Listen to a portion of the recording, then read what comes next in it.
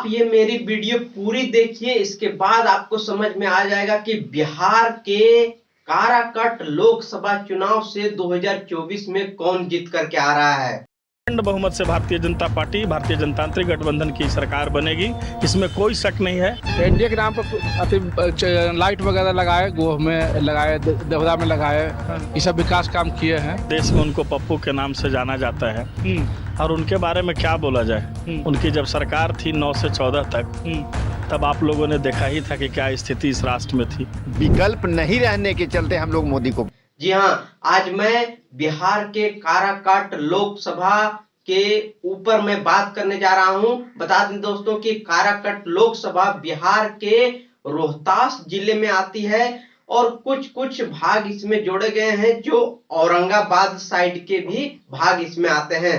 बता दें दोस्तों कि आज पवन सिंह ने सोशल मीडिया से पोस्ट करके बता दिया कि काराकाट से वो चुनाव लड़ेंगे और निर्दलीय चुनाव लड़ेंगे। और बता दें कि पहले से ही एनडीए के उम्मीदवार जो आरएलएम पार्टी के अध्यक्ष भी हैं और उन्हीं को इस पर उम्मीदवार बनाया गया है। एनडीए से उपेंद्र कुशवाहा हैं और इंडी अलायंस के वहां पर जो गठबंधन के उम्मीदवार बनाए गए हैं वो है राजा राम सिंह जो सीपीआई एमएल के नेता हैं। और इन तीनों के बीच में बहुत भयंकर मुकाबला होने वाला है। और बता दें दोस्तों आपको कि इन तीनों के बीच में कौन जीतेगा, इसका समीकरण आप समझिए। पहले बता दें दोस्तों कि काराकाट लोकसभा में ज्यादातर जो जातीय समीकरण है उसको देखा जाए तो वहां कुशवाहा है और राजपूत है। ये दोनों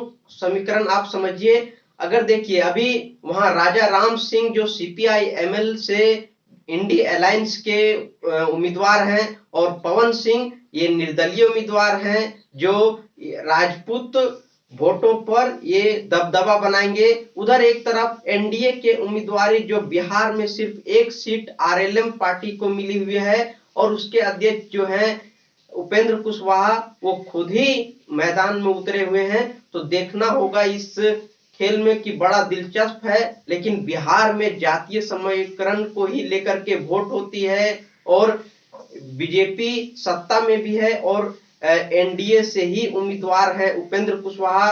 तो अभी तो कुछ कहा नहीं जा सकता है, लेकिन आप इतना तय मानिए कि अगर पवन सिंह आ गए हैं मैदान में तो जो सीपीआई एमएल के जो नेता हैं राजा राम सिंह उनकी वोट तो बटेगी ही ना। तो आप समझ जाइए कि किस तरह से वहां कौन जीत सकता है।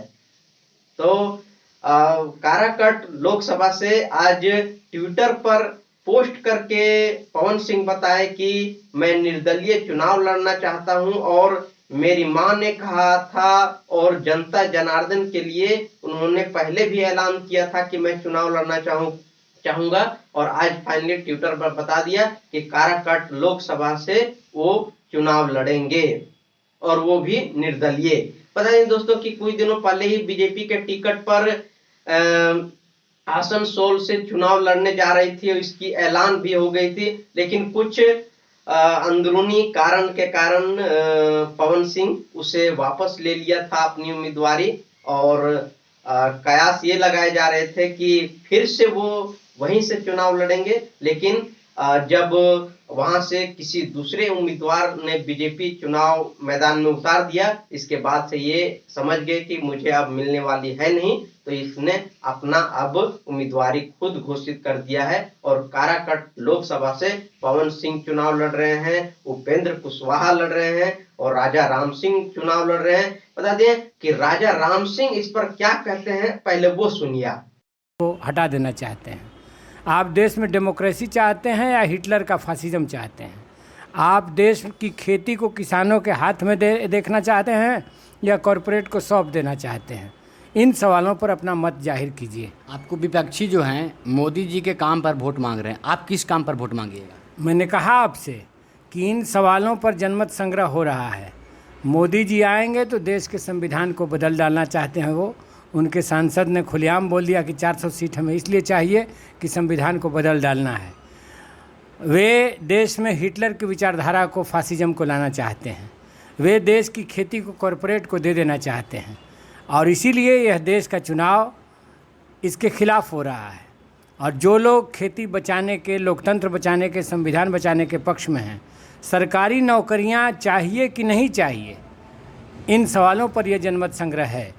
तो इस क्षेत्र की जनता बड़े पैमाने पर मोदी के खिलाफ जा रही है और इंडिया गठबंधन को इन सवालों पर साथ दे रही है। राजा राम सिंह के लिए वहां जो मुद्दे हैं, जो जमीनी स्तर के मुद्दे हैं, उन पर बातें कर रहे हैं। जब मीडिया के सवालों पर उपेंद्र कुशवाहा घिरे नजर आए तो उन्होंने बताया कि हम तो कभी बीजेपी से नाराज भी नहीं है और मुझे एक सीट मिली है तो इस पर मैं नाराजगी नहीं हूं। और उन्होंने बताया कि मैं जीत दर्ज करूंगा अपने काराकट लोकसभा से। सुनिए क्या कहते हैं उपेंद्र कुशवाहा। सर 2 सीट की मांग थी, नाराज कभी हम नहीं रहे। तो एक ही सीट आपको मिली सर।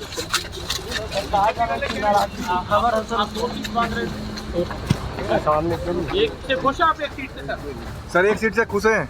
अरे भैया हम नाराज कब थे कि जबरदस्ती। विनोद तावड़े जी से आपकी मुलाकात हुई सर? विनोद तावड़े जी से मुलाकात हुई? चलिए। तो इस तरीके का समीकरण बन रही है जो काराकट लोकसभा है। बता दें दोस्तों कि यहाँ जातीय समीकरण मान्य रखते हैं, इसीलिए चाहे इंडिया अलायंस हो, चाहे एनडीए हो, चाहे आपका पवन सिंह हो, ये तीनों ने ये उम्मीदवारी वहां इसीलिए अपना घोषित किया है कि जातीय समीकरण को ही देख करके शायद वहां ये आए हुए हैं। और इंडिया गठबंधन और एनडीए से ये जाति को ही देख करके वहां टिकट दिया गया है। तो ये देखना दिलचस्प होगा, लेकिन मेरे गणितीय समीकरण से इस चुनाव में आप मेरी राय माने तो यहाँ से जीत दर्ज हो सकती है उपेंद्र कुशवाहा की। तो आपकी क्या है राय और आप किसको देना चाहेंगे वोट, और वहां के जनता क्या कहते हैं, आप पहले सुनिए जनता जनार्दन को। बहुमत से भारतीय जनता पार्टी, भारतीय जनतांत्रिक गठबंधन की सरकार बनेगी, इसमें कोई शक नहीं है। एनडीए के नाम पर लाइट वगैरह लगाए, गोह में लगाए, देवदा में लगाए, ये सब विकास काम किए हैं। देश में उनको पप्पू के नाम से जाना जाता है और उनके बारे में क्या बोला जाए। उनकी जब सरकार थी 9 से 14 तक, तब आप लोगों ने देखा ही था कि क्या स्थिति इस राष्ट्र में थी। विकल्प नहीं रहने के चलते हम लोग मोदी को वोट दें। राहुल गांधी अपने आप में ही विचित्र मानव हैं, उनको खुद समझ में नहीं आता है कि हम क्या करें। राष्ट्रहित के मुद्दा पर मोदी जी आगे हैं। देखिए वो संभावना व्यक्त कर रहे हैं, तो तय करेगी जनता की 400 पार करेंगे कि 4 सीट पर आ जाएंगे। इस तय तो लोकतंत्र की जनता करती है ना। क्या किया मेरे देश के लिए? सारा चीज प्राइवेट कर दिया आपने, सारे चीज को प्राइवेटीकरण कर दिया। उसके बाद आपने किया क्या है? कुछ तो किया नहीं। 9वीं पास व्यक्ति बिहार के उप मुख्यमंत्री थे जो नीतीश कुमार जी के दान पुण्य पे थे, उनका अपना कोई व्यक्तित्व तो नहीं था। महाबली को टिकट नहीं मिला तो बेहतर क्यों बोलेंगे? उपेंद्र कुशवाहा बेहतर नहीं है? 5 साल यहाँ का काम करके दिखलाए लोग को। 400 हो चाहे 500। तो वहां की जनता की यही राय है।